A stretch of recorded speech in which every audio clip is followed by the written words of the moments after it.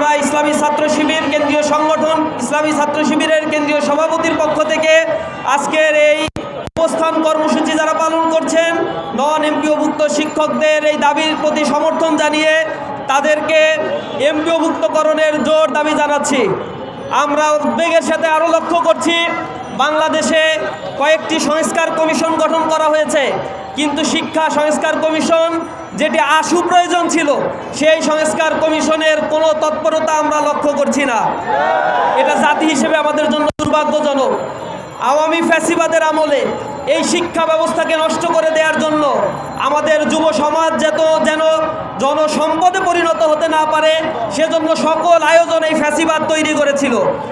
এই দেশে তরুণ সমাজ ও কর্মক্ষম যুব সমাজের পরিমাণ বেশি হওয়ার পরেও এই কর্মক্ষম যুব সমাজকে কারিগরি শিক্ষা এবং যথোপযুক্ত শিক্ষা ব্যবস্থার মধ্য দিয়ে তাদেরকে সম্পদে পরিণত করে যে রাষ্ট্র ব্যবস্থা কার্যকর করার কথা ছিল, আওয়ামী ফ্যাসিবাদ আধিপত্যবাদের করাল গ্রাসে নিমজ্জিত হয়ে বাংলাদেশকে একে একে করে পিছিয়ে দিয়েছিল।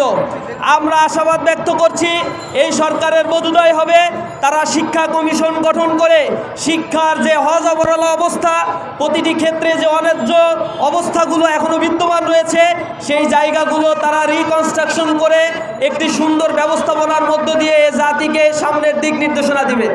শিক্ষাকে বলা হয় একটা জাতির মেরুদণ্ড। একটা জাতির মেরুদণ্ড যদি ঠিক মতো না দাঁড়িয়ে থাকতে পারে সে জাতিও ঠিকঠাক মতো দাঁড়িয়ে থাকতে পারে না। আমরা লক্ষ্য করছি আমাদের অ্যাডমিনিস্ট্রেশন, জুডিশিয়ারি থেকে শুরু করে পুলিশ প্রশাসনে যারা চাকরি করছে তারা অশিক্ষিত কেউ নয়।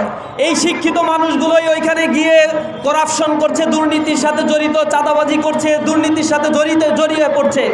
সুতরাং এই শিক্ষা কমিশন, শিক্ষা ব্যবস্থা পুনর্গঠন এবং শিক্ষা কমিশন দ্রুত ফাংশন করার জন্য দাবি জানাচ্ছি।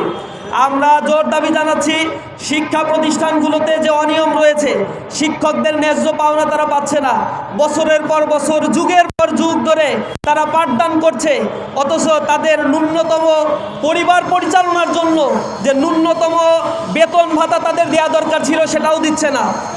ইভেন এমপিওভুক্তি যে সকল শিক্ষা প্রতিষ্ঠানের শিক্ষকেরা রয়েছে তারাও সরকারি সুযোগ সুবিধা পায় না।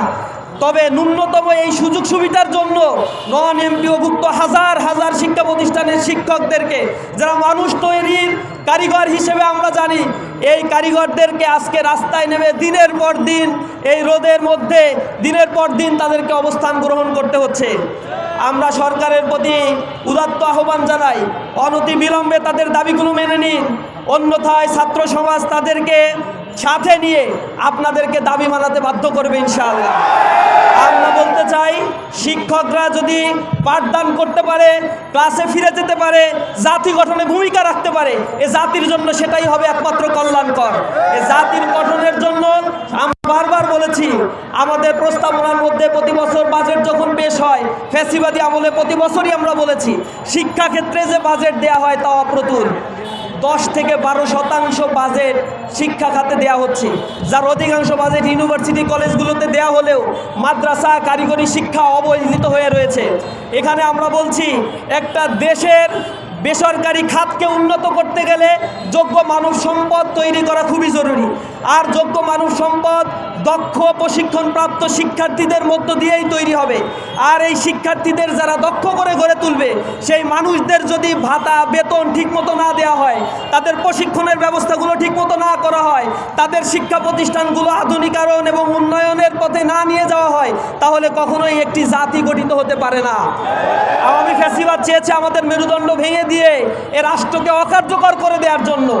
আমরা এই সরকারকে বলতে চাই, আমাদের এই দেশে যে সম্পদ রয়েছে এই সম্পদকে যদি আমরা কাজে লাগাতে পারি, তাহলে এই সম্পদ কাজে লাগিয়ে আগামী দিনের এই বাংলাদেশ হংকং, তাইওয়ান, সিঙ্গাপুর, এমনকি মালয়েশিয়ার মতো দেশে পরিণত হতে 5 বছরও সময় লাগবে না ইনশাআল্লাহ।